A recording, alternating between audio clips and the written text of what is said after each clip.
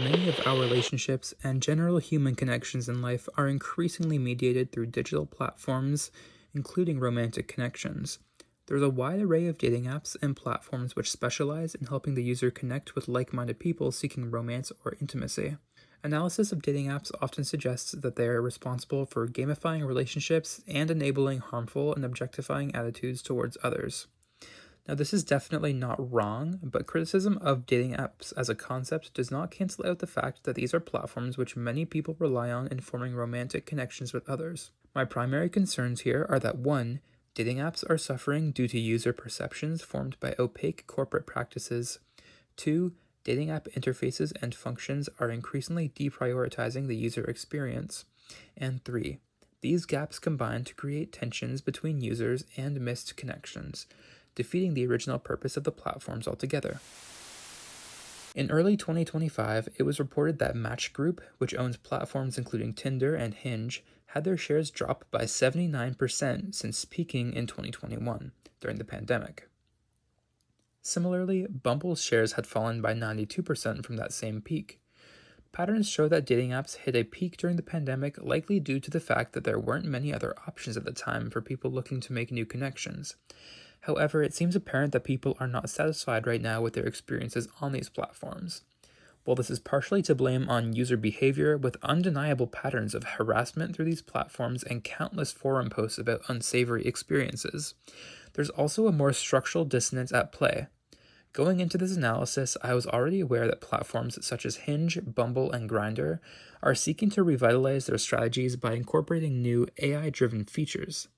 This increased presence of artificiality on a platform designed to promote human connection is what I initially theorized was the problem going into this project, but it has become clear that declining use of dating apps is not driven by mistrust of AI, but rather mistrust of platform management.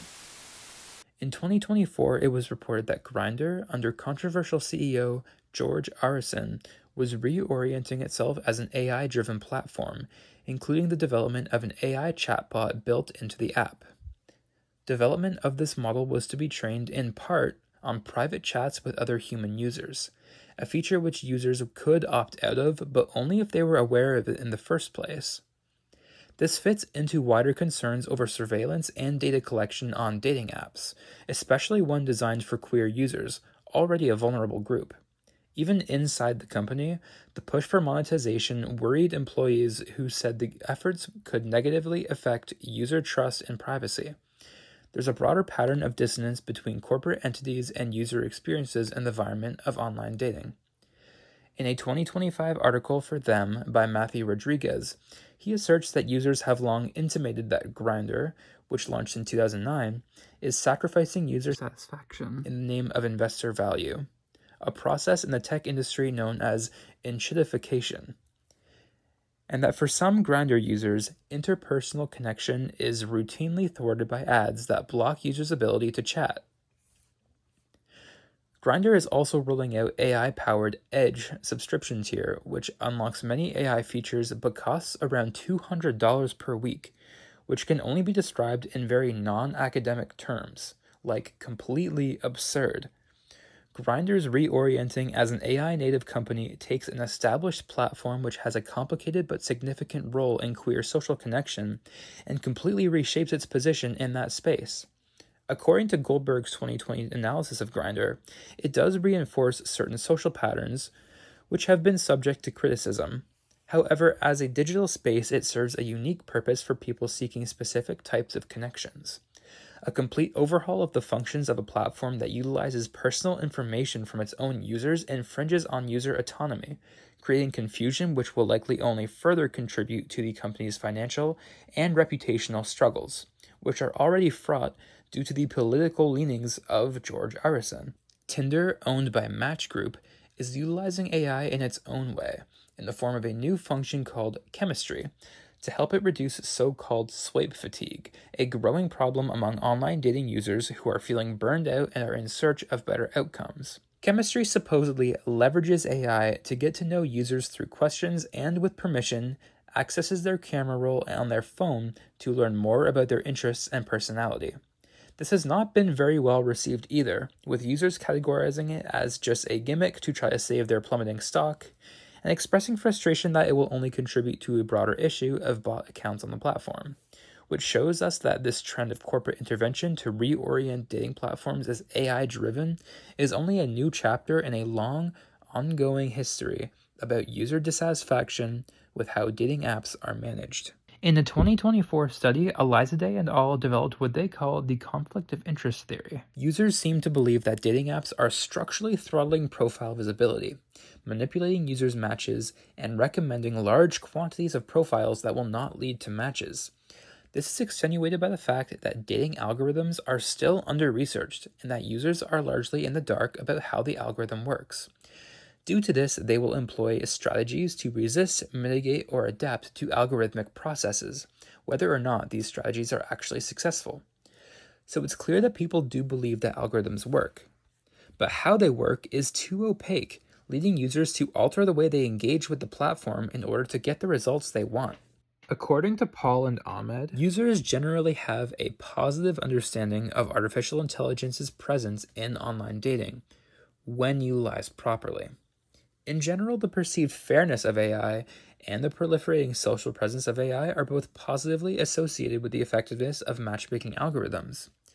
This indicates a shift in social perceptions of algorithms, with matchmaking potentially being seen now as a mechanical task due to the fact that they operate based on highly specific user data.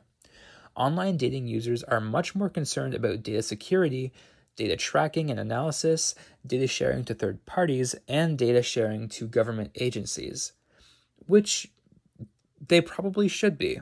Tinder has been found to track data across numerous platforms, often without the user being aware of it. Even though such companies host blogs to update users about the privacy of their data and to affirm that they are protecting them from harassment and catfishing, they still lack transparency in how this is being done and lack any solidified evidence for users to trust these claims. So if people are placing more trust in AI than the humans who control dating platforms, I decided to chat with AI to see how it comprehends topics of modern dating.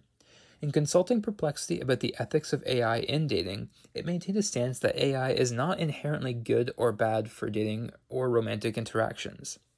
It laid out a structured framework for how to ethically evaluate AI use in relationship building, divided into what is safe, what is a gray area, and what is off limits. Of course, whether or not you want to subscribe to this framework on a personal level is still up to you, but it does give us a direction to take our thoughts in at the very least. Perplexity also determined that dating platforms which choose to introduce chatbots have an ethical responsibility to restrict certain phrases and limit functions that can be used to manipulate others. It also offers balanced advice for navigating online dating. It doesn't demonstrate bias between platforms, and it doesn't reinforce notions of either men or women being disadvantaged on dating apps. Overall, AI has the ability to comprehend both the mediated environments of online dating and the social factors that are tied to them. When drawing upon good, well-informed data, AI can be mindful and fair in offering guidance to those seeking or building a relationship. But when mismanaged or unrestricted, it can quickly create issues and harmful dynamics. To me, these findings suggest that there is currently a gap created by the decline of major platforms, which could be filled by the presence of a new, user-focused platform which offers increased transparency about its algorithmic functions. AI could be used as an optional tool to conversationally categorize users based on answers to specific questions, which become increasingly personalized. However, this would only work if the developers of such a platform committed to keeping this information inaccessible by human eyes. Dating app users have positive perceptions of AI as a matchmaker, but a mistrust in the management of such functions. Establishing a stronger and more transparent connection between developer/owner and user could mitigate this dissonance. An AI matchmaker from a more trustworthy source than a monopolized or politically compromised corporation could create a positive space for online dating that could attract consumers discouraged from the platforms they've traditionally relied upon for connections. Now, the presence of dating apps in our lives is something which is very complicated, and there's no all-encompassing solution to making sense of how they affect us on a cultural level. But on an individual level, the best we can do is continue to demand accountability and transparency from corporations like Match and Grindr, as hopeless as that probably sounds. When addressing development of Grindr's AI, Arson stated that the app's users produce incredible amounts of content. The content that he's referring to here is intimate conversations between real people, and I think that they deserve better than a platform who dehumanizes their own relationships. Every user seems to have their own way of navigating the world of online dating, but we all should be thinking critically about how we engage with these platforms. Or if we don't engage with them at all, maybe we should be rethinking how we see those who do. The reality is that everyone approaches these spaces differently. Certain identities are subject to increased harm and are disproportionately affected by the dissonance caused by corporate mismanagement. Everybody should be able to have autonomy over the experience they get from dating apps if they choose to use them. Taking romance into a digital environment has been and will continue to be a deeply imperfect process in our society, but that doesn't mean that we can't advocate for it to be better for everybody.